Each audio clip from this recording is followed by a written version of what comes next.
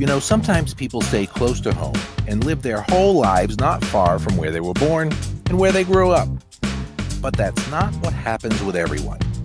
And such is the case with Jessica DeBurgo, a native of West Warwick and 2014 graduate of West Warwick High School. Today you can find her more than 1,000 miles away from the friendly confines of her hometown in Kentucky, where she is teaching middle school English, coaching high school soccer, and having fun in the process. We'll find out more about what she's been up to on this episode of the Words with Wizards podcast.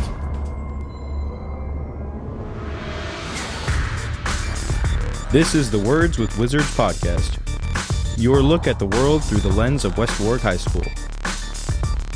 It's where we talk to interesting people, visit cool places, and once in a while hit on a big story. And at the end of it all, you'll learn a little more about what's going on in the land of the orange and black. And now here's your host, a man who wonders why we drive in a parkway and park in a driveway, Mr. Eric White. Hi, everyone, and welcome to the show.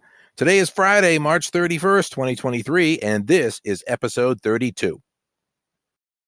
I want to start this show by recognizing two of my good friends who have been honored recently for their achievements.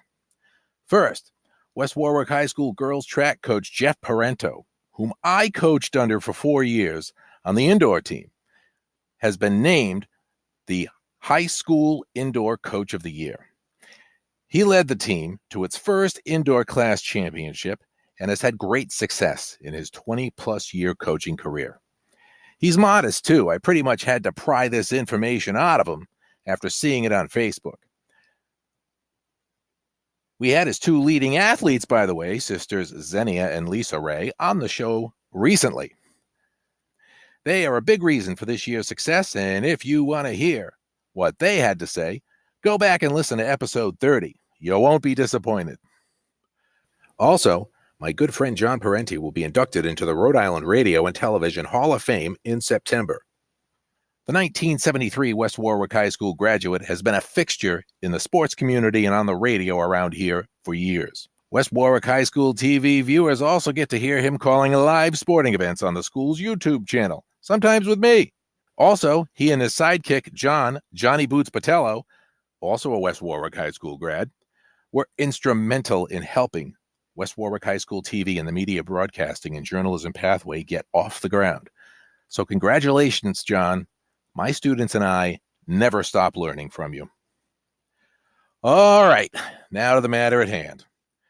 Yet another wizard who has gone on to a successful, albeit young career in teaching and coaching. She played club soccer here. Her dad played semi-pro soccer in Cape Verde. And she's also refereed. And this past soccer season, she led her high school girls team, the Crittenden County High School Rockets, to their best season ever with 11 wins.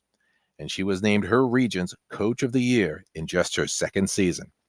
I checked in with her to see how this success has affected her and her Rhode Island accent, and to see just what she's been up to since she was in my history class so many years ago. Here's what she had to say.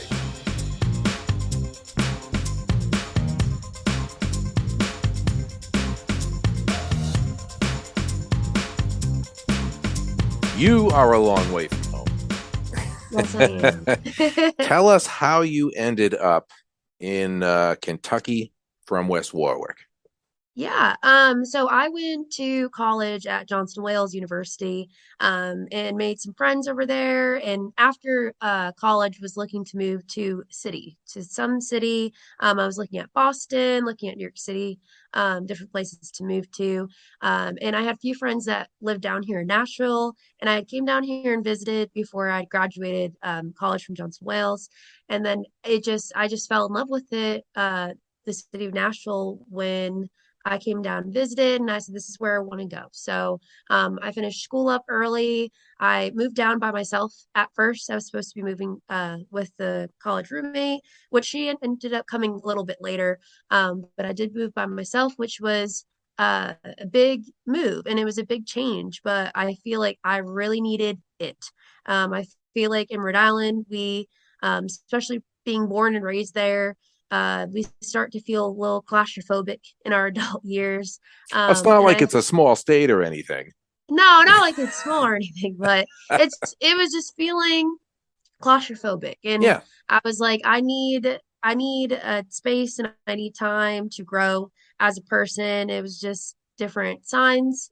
I was just like turning on the TV and hearing Nashville this and Nashville that, and I just was like, the pieces just fell together and it was just felt right. So I ended up moving to Nashville. I worked in luxury hotels down there, and that's where I met my boyfriend. And my boyfriend's family is from over here in Western Kentucky. So when the gotcha, pandemic happened, we ended up moving over here, buying a house over here. His daughter lives over here. And so that's kind of how I made it over here. So gotcha, 1,000 miles away. gotcha. But Well, you know what? It's funny you say that because I went on MapQuest, and you may have done this too. So the 18 drive, mile it long. says 17 hours and 14 minutes, but I'm thinking that's maybe with no traffic from Marion, Kentucky, right? That's Yeah, where Mary, that's where the school is. that's where the school is that I work at and coach at. Yeah. Okay. And to one Webster night drive to West Warwick High School, where you graduated from in 2014, right? Hmm. 1,103 miles. So, and that's great. I mean, there's a lot of people who have gone on, moved away. I have relatives who moved out to Arizona, friends that moved down to Florida. Not everybody's like me who was born here, stays here, and I just like the color of Hmm. the leaves in the fall. I don't know. Well, So and I found since I moved I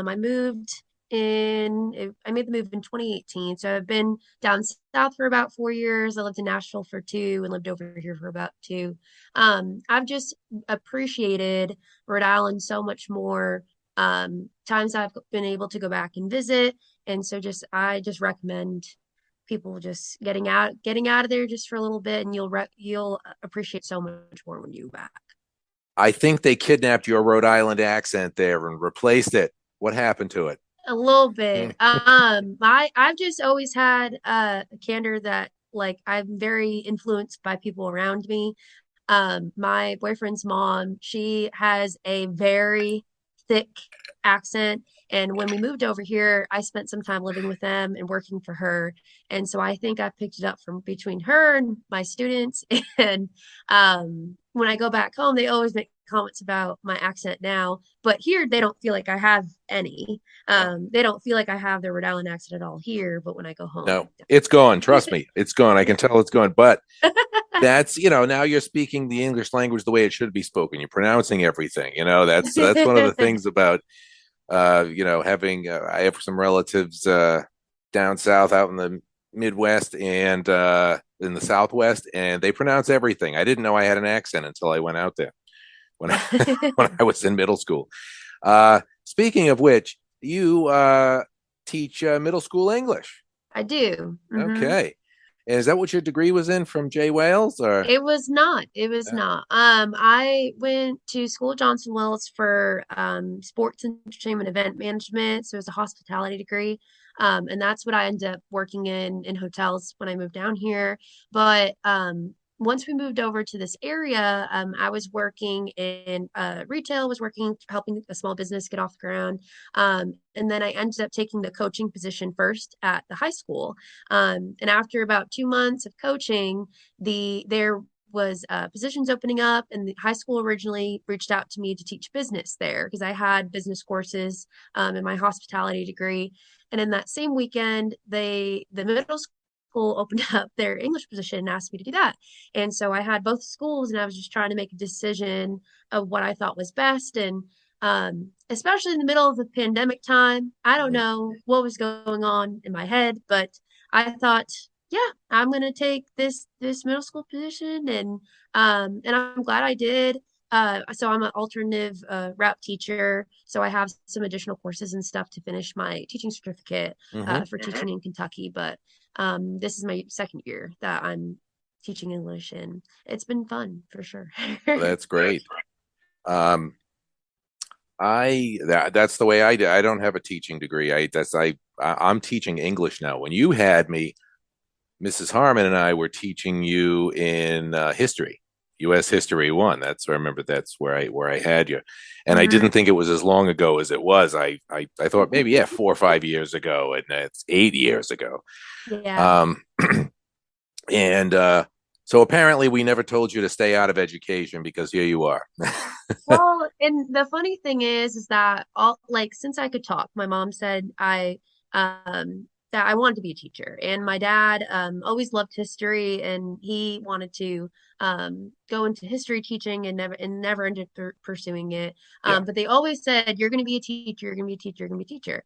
And then when I got into high school, and then when I was looking at colleges, I was like, "No, I don't want to go into teaching. I don't want to do it." And then here I am. It yeah. pulled me and sucked me in, but I feel like I'm one of those people, firm believers in fate, and believe that we end up where we belong.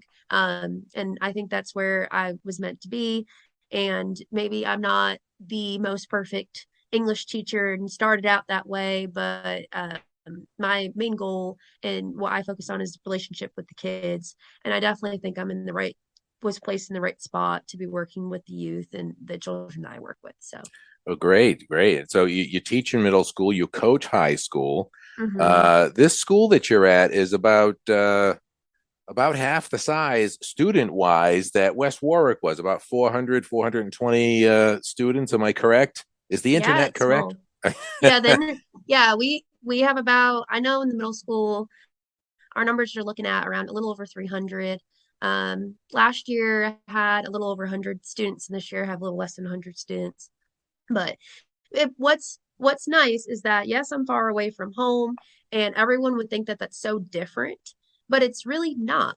The town that I live in a town called Edible, which is about maybe 25 minutes away from Marion, where I teach and I coach, and it's a very small town. It's very reminiscent of Coventry. Mm, Reminds me a lot of Coventry. wow. And then the town that I work in is also a small town. You have all the same small town problems. That never went Yeah, and you're that from a never went small town. anywhere.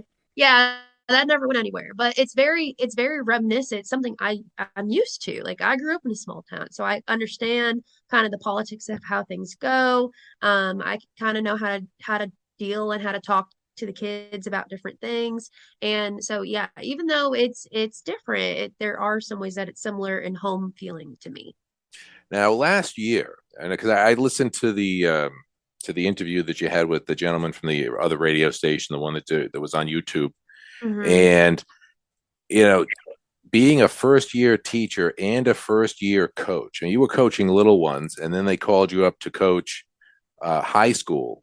I played club, and I played with the girls that were on our high school team. I played with them since I was baby, when since I was little. Yep. I played travel and I played club at that time, and then I was more into reffing. I was officiating a lot during my junior senior years, so I Hmm. wasn't playing on the high school team at that time, which they had gotten that a little misconstrued in the interview video that we did. Yeah. But I don't want to take credit if I wasn't if No, I no, wasn't and running on I punches. didn't remember either. I didn't. I thought that you were on that team, but I can't remember what I had for dinner a couple nights ago. So I'm glad No, that you set that straight. no, but I fully was in support and coming out, and especially with the boys as well. I was always out at at the boys games. Just all my years of school, like any soccer game I can make it to, I was there. I was supporting if I was just doing club on the side as So well. do you think reffing helped your coaching in any way? Oh, definitely. I started reffing when I was like 12. So I reffed and officiated hundreds of games of soccer. And definitely it's helped me know not all the rules, but know most of the rules of the soccer game. And that has been crucial in coaching. So coaching, I bring to the table here just not only the perspective as a player, but as a referee as well. And I feel like it's definitely helped me not only with the rules, but knowing how to manage hot situations on the field and with refs too. Mm, Like the referee assigner for our region. has complimented me, and I was like, hey, listen, I was in y'all's shoes. Like, I rushed myself for lots of years. Like, I don't want anyone kicking and screaming at me, and Yep. that's just not how I operate, and that's not. And I know that once you start aggravating a ref at the beginning of a game, I know that you have less likely chance for them to be calling stuff in your favor towards the end. So I Yeah. just behave accordingly. I just know what it is from that perspective, and I just try to put myself in the referee's shoes as well. And I'm not one of those coaches that's firing off, and I just am not that way. And being a referee and then turning coach has helped me not be that way, and has been very helpful. And listening to your background, I mean, your dad played, was it pro or semi-pro? Yeah, he played semi-pro in the Cape Verde Islands. Yeah, they were like at a point where they were flying from island to island to play. And he immigrated here when he was 19. So he was like between ages of 17 19 when he played over there. Gotcha. And you're surrounded by soccer, from a very young age. It's almost like my original question was, how did you end up coaching? But now it's like, how could you not end up coaching? Yeah, no, seriously, I love the game, and I wasn't always, and I'm not the best player of the game. And I've told that to the kids. I'm like, I've been on teams where I was really good, and I've been on teams where everyone was better than me. So I feel you. Like, I feel like I can meet the kids where they at because I've been in their shoes in different situations. But I love the game. I'm an Aries. So, us Aries we're very competitive by nature. Yep. Um, and I couldn't, if I didn't end up taking that coaching position, I would have been very heavily involved coming and supporting and wanting to be involved in the program if I didn't end up falling in the position. It was just leaning that towards that way. And it's helped me build a lot of connections with other coaches, other assistant coaches, other school officials from Yeah. different schools up in the area. And I'm a very extroverted person. So I think it was just meant to be. And if it didn't happen then, it was going to happen sometime. Gotcha. And Coach of the Year, District 2 Coach of the Year in your second year at the helm of the Lady Rockets. The team had not won more than 8 games in any season, and here you go. You guys you won 11 games and went to the district semifinals. Am I correct? Yeah, we won, or we didn't win the so here, okay. Let me start from the beginning. It's very different than it is at home. So here, what the state sets up is districts, which is anywhere from 2 to 4 teams. So our district here is Crittenden County, where I coach at, and then Lyon County, where I live at, and then Livingston County, another county next to us. And I can't in Trigg County, which is another one next to it. So that's like Yep.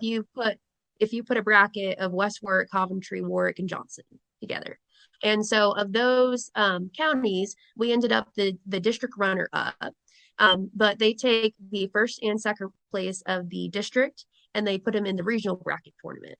So the team that we ended up losing to in the district final, it was tough. It was a tough 2-1 loss. But that team was also having their best season on history record as well. So yes, we lost, but we lost to the best that we could have lost to. They were on top of the region. Our region is made up of 13 teams, so they were seeded 1 out of 13. So a 2-1 loss to them in a district, I wasn't terribly upset over. My kids were, but Yeah. I was very proud of the defensive game that we played. Mhm. So we ended up going into the regional bracketed tournament where we played a higher level seed. I think we ended up finishing out either fourth or fifth in the 13 regions. And then my award that I had gotten was actually regional coach of the year out of the 13 different county schools. Oh, that's great.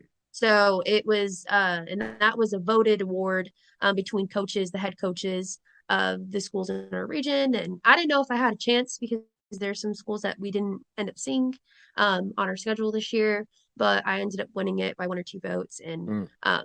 I was just very humbled and very appreciative because I always try to be as approachable as I can to not only my kids, but to other schools and to other schools' players and their coaches.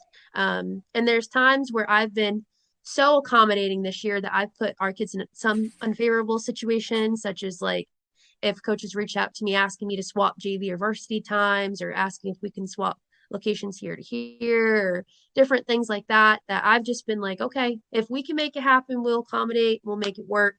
And I'm very firm believer of you scratch my back, I'll scratch yours type of thing. Hmm. And we try to help each other out. So I was very happy that like there was at least some recognition for like the work that I've put in between all Yeah. the hours. We started in April this year. Hmm. Um, the year past, we started conditioning in June. And then our season is this shortest Kentucky sports season of all the sports. We only get 2 months. We get the month of August and September, and that's it. And really, And move. Yeah, it's very short. It's very different wow. than home. Yeah. I know at home they used to be playing in the snow and the Mm. rain and the cold, and that's not a thing here. Here, you're just mostly worried about playing in the heat and playing in the 100-degree um, humidity and heat index, and Yeah. that's more of the work here. Yeah. So you have the hot, humid weather down there. I mean, just like up here, but I'd say even more so because you're down south a bit more. So it sounds like you've really found your groove, and it sounds like it was a little stressful. Being a first year teacher is stressful enough, but first year teacher, Yeah. first year coach, COVID, just winding down, and that was I lots want of, to put on the I want to put on the record that I didn't sign up for a COVID season. When I came on, yeah. when I came on and I took the coaching position, it was when at a time where COVID was dying off just a little bit. It was the spring of 2021. And then when I had taken the teaching position, our school at that point was we were doing no mask, like everything was relaxing. And so when I took both jobs and then came out, started rolling in the fall, and then it all spiked up again. And it was like, oh, COVID this, COVID this, COVID this, I'm out, I'm out. I'm like, I didn't sign up for this. This was all supposed to be calmed down by now. So Yeah. And so you had, as you had said in the other interview, some at the drop of a hat, you could have players out. Did you have any yeah, games canceled or postponed because of it? we didn't end up having to. We didn't cancel any. We had one or two schools that ended up having to cancel us because of COVID, but we did have low numbers. Mm, And being a small school, we already have low numbers on the roster as is. I remember there was one game where we had 4 or 5 kids out for mm. it. And so you just play what you got. You just play what you got. So, and that season we ended up, that was my first season. We ended up with 6 wins, which was impressive for the time. We were coming off of a winless season the year Oh, before, okay.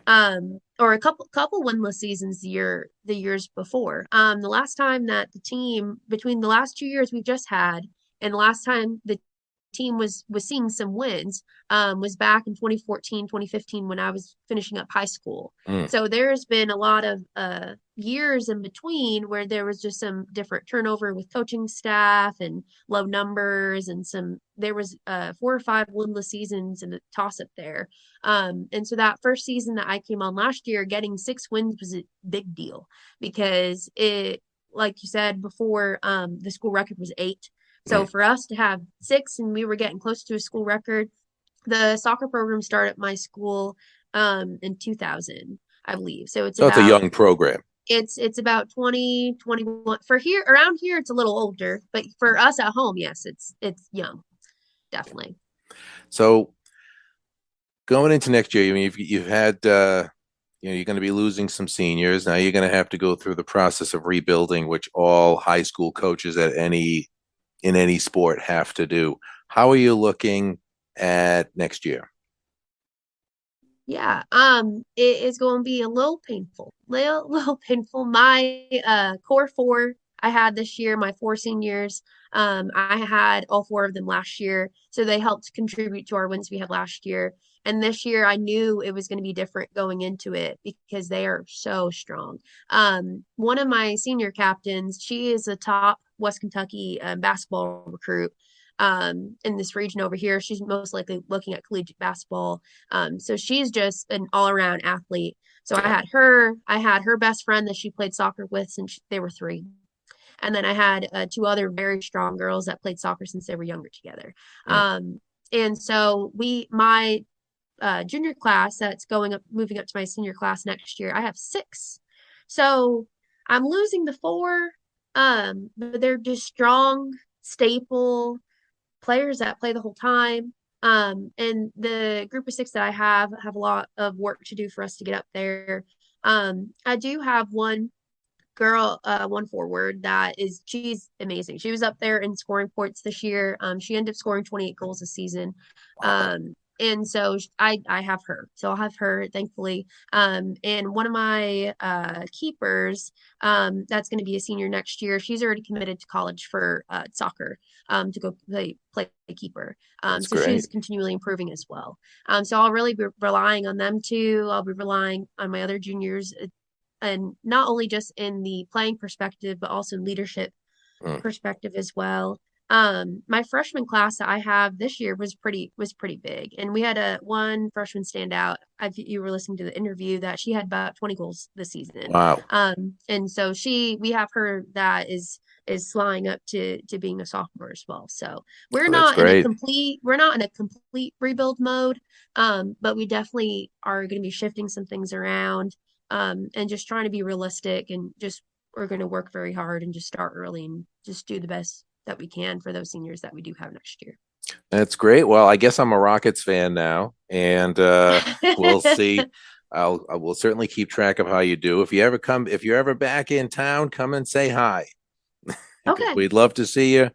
And it's just so good to hear, even aside from the award, which is fantastic, the record-setting year, which I'm sure there are many to come. It's just great to see that you're out there and seems like you're doing what you should be doing and really loving it. Mm-hmm.